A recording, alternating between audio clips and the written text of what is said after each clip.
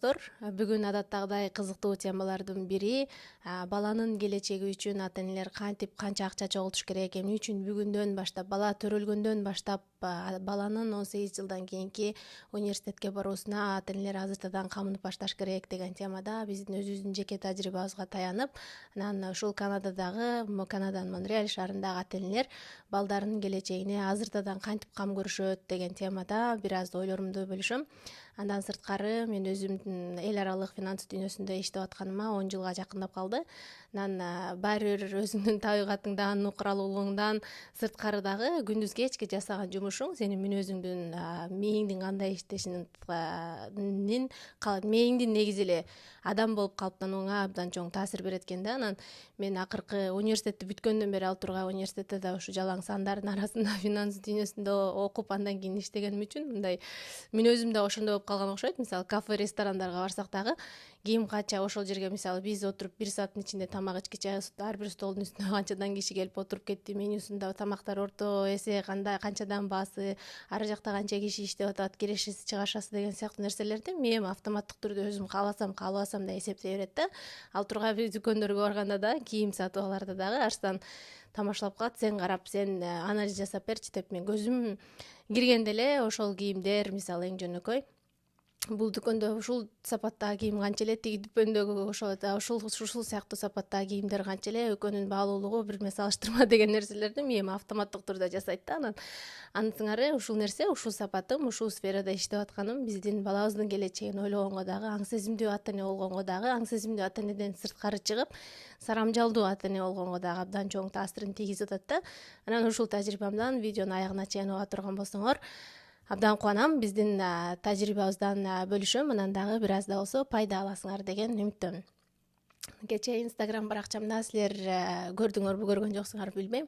Биздин 3 жаштагы балабыздын аты Алмамбет биринчи жолу туулган күн коногуна досторуна чакырылган. Бакчага 1 жашынан бери баштап барат. Анан ошондон бери чогуу барган достору менен бир 3 бала жакшы бири менен аябай ынак экен да. Анан ошол балдардын бирөөсүнүн туулган күнү болуп, анан ата энеси баламдын достору ким, бакчада деп сурашып, анан эжекесинен сурашса, анан эжекеси айтыптыр ушул Алмамбет, анан дагы бир бала деп, анан ошол өзүнүн туугандарына кошуп, 2 досунун ата энесин да чакырып, анан биз да таза жалаң гана француздар катышкан Монреальда бир туулган күн куттуктоого барып келдик да. Анан куттуктоону мен кандай көрүп жүрөм, буга чейин балаң болбосо билбейсиң да, анан туугандарыңдан деле көрөсүң. Анан ал тургай биздин туугандарыбыз, Алмамбеттин чоң энеси, чоң атасы бирге чыкканда, экиге чыкканда туулган күн майрамдарын биз ал жерде жок болсок деле өткөрүп, анан бизге сүрөттөр салып ийишет да, жанагындай тортторду жасатып, кээде кой союшуп, туугандарды чакырышып, стол даярдап, кадимкидей мындай мини той жасап ийишет да. Ошолор нерселерди көрүп отуруп, андан кийин Инстаграмга кирсең, кадимкидей жанагы оюн ойноочулар, куурчак театрынан келгендер,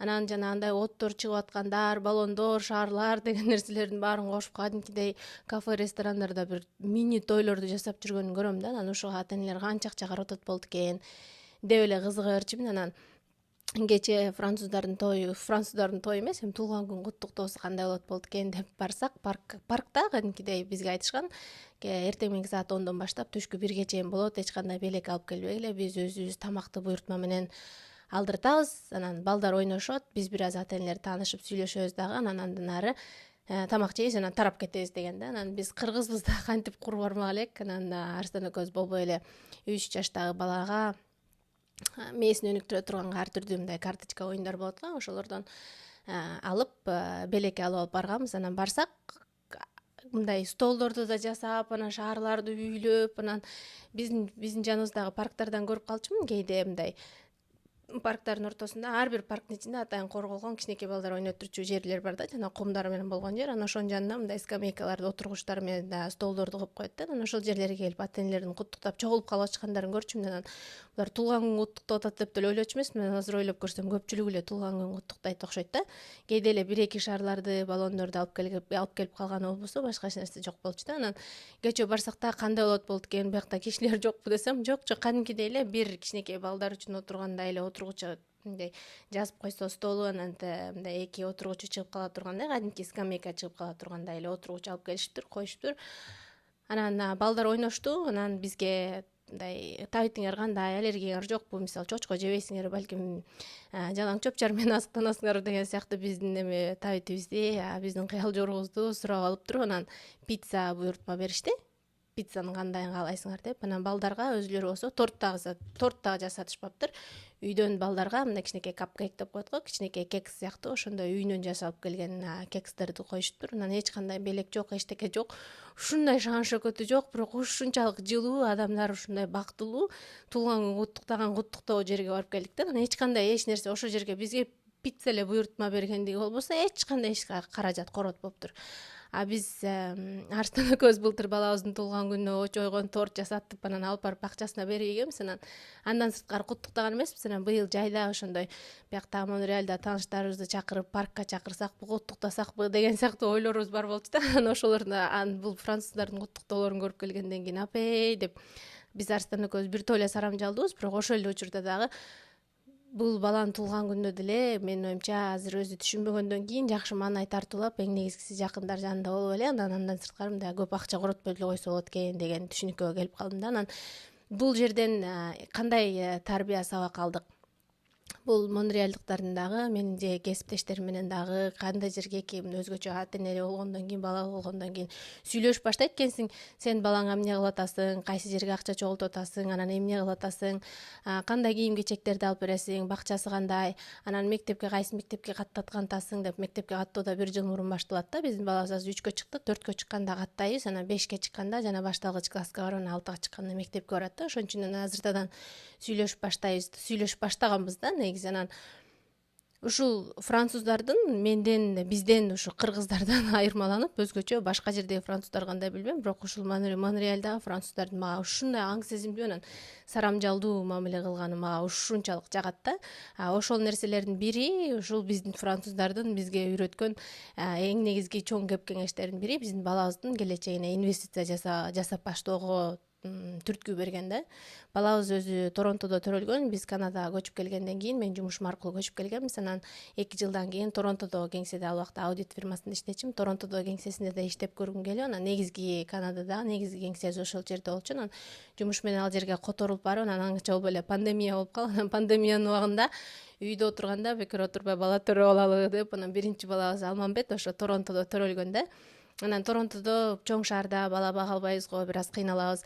Ансында тааныштарыбыз жок болсо, анан корпоративдик жашоо дагы мындай салыштырмалуу Монреалга салыштырмалуу бир аз мындай көбүрөөк иштейсиң да. Анан эне болуп, анан карьерамды финанс дүйнөсүндө жасоо такыр мүмкүн болбойт го деп, анан биз кайра Торонтодон Монреалга көчүп келгенбиз. Анан ошол көчүп келгенден кийин биздин банктагы эсептерибизди, филиалдарыбызды, мисалы бир эле ошол эле банктын Торонтодо филиалына которуп кеттик элек, баардык иш аракеттерибизди, эсептерибиздин баардыгын. Анан кайра келип Монреалга келгенибизде, анан биз кайра ошол эсептерибизди кайра котортуп, анан банкка барып, анан биздин балабыз да каттап документтерибиздин баарын мындай кайра жаңылап жасап атып, анан ошол жерде банктагы кеңешчи бизге балаңардын келечегине, окуусуна инвестиция жасап баштадыңарбы деп эле айтып калды да. Анан ага чейин бала төрөлгөндө Торонтодон атайын мамлекеттик ошондой колдоо көрсөтө турган, баланын келечегине инвестиция жасай турган болсоңор, баланын келечегине ойлоп бир кагаз берген да, атайын баардык банктарга барсаңар биздин мамлекеттик келишимдерибиз бар деп. Анан алып койгонбуз, анан Арстан экөөбүз көп деле түшүнгөн эмеспиз да.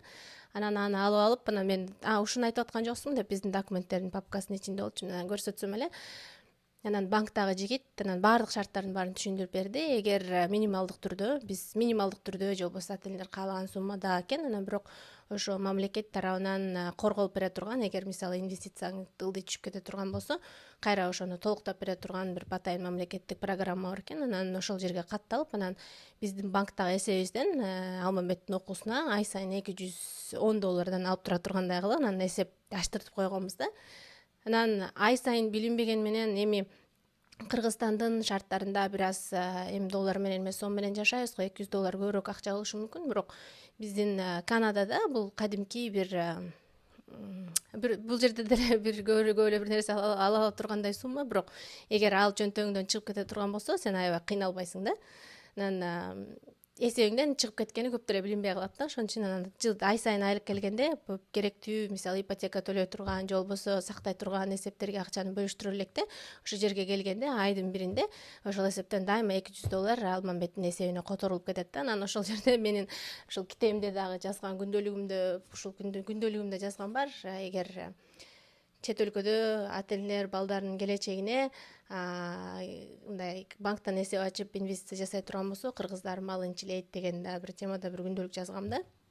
Ушундай мындай лайфхактар жашоого, негизи эле ушундай чет элдик тажрыйбаларым боюнча же негизи эле өзүмдүн адам катары өнүгүп атканымда жашоодон үйрөнгөн тажрыйбаларым, лайфхактарым ушул китептин ичинде аябай көп да. Ошонун ичинде бир күндөлүгүмдө дагы эскерип жазгандай. Анан биз банкка барганыбызда ошол эсеп ачып берип аткан жигит француз жигит экен. Анан бизге айтканы эсимде да, азыр эсебиңерди ачып атасыңар, сонун аң сезимдүү ата эне экенсиңер, бул балаңардын келечеги үчүн 18 жылдан кийин сууруп чыгып кете турган болсо, мисалы Канададан каалаган жеринен окуганга акча жетет. Бирок ортодо жашоодо ар кандай болот. Эгер ыктыяжыңар болуп калганда бул акчаны алсаңар болот, бирок мен акчага такыр тийбегиле деп сунуштайт элем. Бул биле түшүнөм, бул силердин эсебиңер, бирок акчага такыр тийбегиле, балаңар 18 жашка чыкканда өзү алсын деп айтты эле да, эскертип. Ал баланын ата энеси алып убагында балдары кичинекей кезинде Америкага, Диснейлендке алып барып, саякаттатып, ошентип акчасын коротуп койгон экен да. Анан кийин жигит айтып атпайбы, ата энем андан көрө ошол акчаны коротуп койгондон көрө биздин келечегибиз үчүн сактап койгондо, мен азыр университеттен мамлекеттен кредит алып окуумду төлөгөм. Эгер ошол ата энем ошол акчага тийбей, мени Диснейлендтерге алып барбай сактап койгондо, азыр мен дагы деле кредит төлөп атмак эмес экем деп айтканы эсимде да. Анан бул нерсе менен эмне айткым келди? Чөнтөгүңдөн кичинекей эле бир суммада ай сайын балаң үчүн бир эсеп ачып чыгарып койгон, бул өзүң үчүн билинбеши мүмкүн, бирок көпчүлүк бир топ убакыт өткөндөн кийин бул нерсе чоңоюп отуруп, үстүнө проценттер кошулуп отуруп, анан эң негизгиси процент кошулбаса да сен ансыз да ошол акчаны алып туруп эле коротуп сала атпайсыңбы? Жок акча болуп калып атат. Андан көрө бир жерге коюп койгонуң кадимкидей чогулат экен да. Биздин балабызга ошо $210 эле чогултуп атканбыз. 3 жыл болуптур, азыр мына $10,000 жакындаган акчасы чогулуп калыптыр да. Аны Арсен экөөбүз андай акчаны биз далайын эле жайлап коебуз ай сайынчы. Чын-чынына келгенде далайын эле бир ресторанга барып деле жеп коебуз да. Андай бир такыр көйгөй деле жок. Анан бирок эгер ошол нерсени ошол убакта биз эсибизге келип ачып койгонубуз үчүн азыр балабыздын өзүнүн эле чөнтөгүнө кийин келечегине тие турган 3 жашында эле $10,000 ашык акчасы пайда болуп калыптыр. Аны элестеткиле, биз бул нерсени ушул эле сумманы эч өзгөртпөстөн, үстүнө кошпостон эле ушул боюнча эле дагы 18 жыл, дагы 15 жыл чогулта турган болсок, балабыз окууну бүткөндөн кийин келечегине жете турган, ошо алып эле университеттен окуп кете тургандай акчасы болот экен да. Эми Арсен экөөбүздүн дагы келечекте дагы эмне болуп кетебиз, жолдон бир кырсыктап кетебиз, жумуштарыбыз начар болуп кетеби, мына басма үйүн куруп бизнес ачып атабыз, кокус ортодо бир нерсе болуп банкрот болуп кала турган убагыбызда дагы балабыздын өзүнүн 15 жылдан кийин эле билинбей эле университетке барган убагы келип калат экен. Ошол убакта өзүнүн алып чыгып анан окуп кеткенге мүмкүнчүлүгү болот экен. Анан бул нерсе менен эмнени айткым келди? Силер деле Кыргызстанда жатып алып деле банктан бир эсеп ачып, өзүңөр ишенген бир банктан эсеп ачып, айына 1000 сомдон 2000 сомдон болсо дагы мен ар бир балама ушуну салып туруп эле жаап коем, такыр тийбейм, 11 жылга чейин, 12 жылга чейин такыр ушул акчаны албайм деп салып койсоңор, депозиттеги акча дагы бир топ эле көбөйө берет да. Чын эле аябай көбөйө берет. Мен эсимде Түркиядагы кесиптешимдин апасы төрөлгөндө бир банктардын бирөөсүнө алып, анан белгилүү бир суммада акча салып коюптур да, кийин келечегине кызымдын келечегинде окуусуна төлөсүн деп. Анан аны апасы өзү дагы көчүп коюп жүрүп, анан башка районго көчүп кетип, анан ошол бир филиалдагы эсеп ачууну салып койгон, өзү да унутуп калыптыр. Анан кийин курбум банкта эгер депозиттер алынбаса, жана убактысы өтүп кеткенден кийин, белгилүү бир убакыттан кийин банктардын да атайын өзүнүн мөөнөтү бар, анан издеп туруп, анан ээсин таап бергенге аракет кылышат. Анан болбосо жанагындай алынбаган акчалар фондуна которулуп кетет да. Анан ошол убакта издеп отурушуп, анан менин курбумду табышыптыр. Анан табышып, анан сен ушундай, сенин атыңа ачылган, сен чоңойгондо аласың деген, сенин атыңа акча бар экен, белгилүү бир топ суммага чыгып калыптыр. Анан кааласаң келип алып кет, бирок буну алып кетиш үчүн апаң да ичте кел деп айтыптыр да. Анан апасы экөө барса, анан апасы эстеп алып, мен сага баягы акчаны салып койгонду унутуп калган турбаймын деп, анан апасы экөө ал бир топ сумманы чыгарышып, анан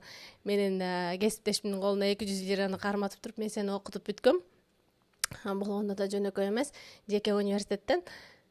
Бул акча эми азыр меники деп анан кесиптешимдин колуна 200 лираны карматып коюп, анан өзү жылып кетиптир да, ошо калган акчасын баарын алып кап көрсө, мени да көрсө акчам бар турбайбы, билинбеген мен көп акча топтолуп калат турбайбы дегенде эле менин мээме тың деген да. Көрсө балага кенедей кезинде эле кичине да болсо салып койгон аябай маанилүү турбайбы деп. Андан сырткары мисалы биз акча жок, биздин шартыбыз жок бир нерселерге деп ойлогонубуз менен мына мен кечээ эле опрос жүргөздүм. Сурамжылоо жүргөздүм Инстаграмда. Ата энелер жөнөкөй 300-500 сомдон туулган күнгө дегенден баштап 50 000 сом, кээ-бирөөлөр бар экен 150 000 сомго чейин короттук деп айткандарчы. Жана туулган күн майрамын уюштуруш үчүн эле ошончо акча короткондор бар экен да. Мен аябай таң калган жокмун. Эми ар кимдин өзүнүн тандоосу, шартына жараша, каадасына жараша өткөрүп атат. Анан бирок баланын ошондой туулган күндөр, мисалы 1 жашта, 2 жашта, 3 жашта баланын андай нерселер чын эле эсинде калбайт да. Андан көрө мисалы үйдө деле чогуу убакыт өткөрүп, бир эле торту үйлөтүп коюп деле туулган күн өткөрсө болот. Андан көрө ошол акчаны мисалы эсеп ачып, баланын келечегине салып койсо болот экен да. Андан сырткары туулган күн эле эмес, жентек той деген бар, тушоо кесүү той деген бар, сүннөт той деген бар, эмне деген акчалар коротулат экен да. Мындай сомдор эмес, мага долларлар менен жазышты да кечээ. Сурамжылоону уюштурганымда $1000 короткондор бар экен, союлган бодо малдан сырткары $2000 короткондор бар экен, $5000 короткондор бар экен да. Ошондой жентек тойлорду өткөрүш үчүн кафе, ресторандарда, үйдө дагы эмес да. Андан сырткары тушоо той өткөрүшөт экен, чоң белектерди коюшуп. Анан сүннөт той деген азыр аябай чын эле белгилүү болуп атыптыр. Аябай көп өткөрүп башташыптыр. Анан ошол нерселердин баардыгын мындай баланын биз үйлөнүү тойго көп акча кетет деп айтып коебуз го, бирок үйлөнүү тойго жетелектей эле биздин ошондой сүннөт тойлор, жентектер, тушоо тойлор дегендерге эле ата энелер бир топ акча коротуп коюшат экен да. Эгерде сен ошол акчаны андан көрө баланын келечеги үчүн инвестиция кылып кое турган болсоң, 18-15-16 жылдан кийин ал туурасында ойлонбойсуң да. Мына элестеткиле, эң жөнөкөй эле кичинекей эле бир эсептөө жасап коеюн. Ай сайын 1000 сомдон салдым дегениңизде, бир жылда билинбеген менен ошол эсепте 12 000 сом кошулуп калат да. Анан 10% тегерегинде үстүнө кошулган проценти менен элестетиңиз. Мисалы 12 000 сомуңуз 13 000 сом болду дегенде, кийинки жылы дагы үстүнө кошулган дагы 12 000 анын үстүнө, анан ошол негизги толгон сумманын үстүнөн дагы процент көбөйүп баштайт да. Ошо проценттин бир жакшы жери кадимкидей мындай улам чогулган акчанын үстүнөн улам чогулган мынтип кийишип кадимкидей. Бул жерде чоң меңердорду формулаларын жазып эсептеп бербей эле коеюн, бирок жакшы жери ошо депозитте турган акча дагы өзүнө өз алдынча тууп баштайт да. Ошону да салып койсоңор болот. Анан азыр кандай мисалы биздин акчабыз, биздин балабызга салынган акча кадимки жөнөкөй түшкөн проценттен сырткары дагы белгилүү бир баалуу кагаздарга инвестициялар жасалып турат. Анан ал нерсе бизде өнүкпөгөн үчүн ал туурасында ой бербей эле кое турайын. Анан бирок эң жок дегенде такыр жоктон көрө мисалы азыр балаңыз өзгөчө мисалы 8-9 класс болуп калып 11 класска жакындап кала турган болсо, азыртадан ойгоно калып, мына мен 3-4 жылым гана калыптыр, ай сайын 1000 сомдон 2000 сомдон болсо дагы салып коеюн дагы, анан бир нерсесине тыгынтайым болсун деген нерсени да ойлонуп баштагандагы аябай сонун нерсе окшойт деп ойлонуп калдым да. Андан сырткары туулган күндөрдөн да сырткары мен ата энелер менен да сүйлөшүп анан көрүп турам. Анан бизде Монреалдагы ата энелердин аябай аң сезимдүү болгону ушунчалык жагат. Биздин бакчада ар түрдүү биз Монреалдын шаардын борборунда мындай жакшы райондо жашайбыз да. Ата энелердин баардыгы мындай бардар, бул жерде үйлөр дагы салыштырмалуу мындай кымбатыраак деген сыяктуу мындай колунда бар кишилердин арасында жашайбыз. Анан ошол адамдардын да мүмкүнчүлүгү бар күндө дагы эми көрөсүң да кандай жашоо жашап атышат, кандай жерлерде иштеп атышат билесиң. Анан балдарына ушунчалык жөнөкөй эле кийимдерди алып берип кийгизип койгондорун дагы көрүп анан дейсиң да, себеби кичинекей балага ыңгайлуу болсо эле, анан пахтадан жасалган кийим болсо эле болду да. Негизи аябай кооз, бири-бирин мындай өңдөрү да башкача, джинсы шымдардын түрлөрү деген нерселерди, кооз көйнөк деген нерселердин азырынча балага чын эле кереги жок да. Кичинекей кезинде өзгөчө жаңы баса элек балдарды кыйнап, тердетип жана кымбат кийимдерди да кийгизип койгондорун аябай көрүп атам да. Анан биз балабызга мына Кыргызстанга барганда биздин туугандарыбыз деле билет, көрөт. Жөнөкөй эле кадимкидей эле пахтадан жасалган, түрлөнбөгөн эле азыр тойго барат десеңер, мисалы кичинекей балдарды мисалы тойлорго эшитип баргандарын көрүп атам. Кадимкидей костюм, шым, галстуктарды тагынып алышып, 1 жаштагы балдарчы мисалы. Ошондой кийимдерге, ошондой нерселерге биз такыр акча коротпойбуз да. Кереги жок. кереги жок. Андан көрө ошол нерселерди келечек үчүн ойлонуш керек да. Сарамжалдуулук деген нерсе абдан маанилүү да. Анан ошон үчүн бул мындан кийин ушу финансылык сабаттуулук боюнча эми видеолорум дагы башталат. Жакында атайын да вебинарларды да уюштурайын деп атам Instagram баракчамда. Ошол жерде дааналап жакшылап үйрөтөйүн деп атам. Көрсөтүп айтып берейин, ата эне бюджетти кантип жасаш керек, кирешесин кантип аныкташ керек. Андан кийин так даана калган кирешеден калган акча өзүбүздүн үйүбүздө калат деген акчаны кантип коротуш керек депчи. Себеби кирешеңден алынган короткон акчаларың андан калган, эгер ошол нерсе кала турган болсо, ошол нерсе инвестиция да. Анан инвестиция жасай турчу суммаң, эң түптө кала турган суммаңдын болуусу үчүн ушу короткон акчаларыңды сарамжалдуулук менен анализдеп, анан ошол жерге да бир чоң өзүңдү адам өзүнүн напсисин тыйып, напсистен мурда дагы мындай баалуулуктарын карап, бул мага чын эле керекпи, кереги жокпу деген сыяктуу бир анализдер жасаш керек да. Ал туурасында өзүнчө айтып берейин. Анан бирок бул видео менен ошол балага коротуп аткан акчаны ата эне өзү мындай өзү мүмкүнчүлүгү менен коротуп атпай, мисалы балаң болгондон кийин ушунчалык балаңа бир нерселерди сатып бергиң келе берет экен, эмне оозуңдагы эң үйдө мисалы таттуу тамактын эң жакшы жеринде ошол балам жесе экен деп, мындай баары бир мындай адам ошол баласын баары бир бул дүйнөдөгү ата энесинен да көбүрөөк жакшы көрүп баштайт экен. Ушундай экен да, табигат ушундай экен. Ушу балам жесе экен деп ойлойт экенсиң да, анан сатып бергиң келет да. Өзгөчө энелер биз мындай айымдар көбүрөөк акча коротконду жакшы көрөбүз го. Дүкөндөргө киргенде көзүбүз күйүп кетет да. Мисалы балдардын кийим сатып берген дүкөндөрүнө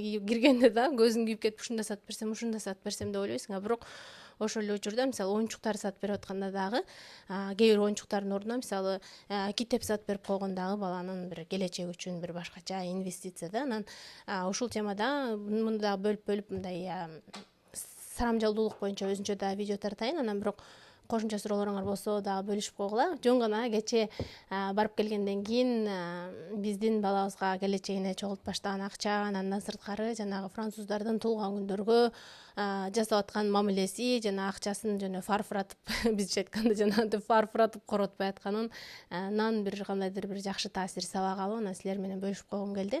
Жаккан болсо сөзсүз жүрөкчөнү басып, биздин Ден сак мамиле каналыбызга катталып, анан төмөндө комментарий жазып, эгер бул видеону дагы бирөөлөр жакындарым көрүп алса экен деген тааныштарыңар болсо, жиберип койгонду унутпагыла.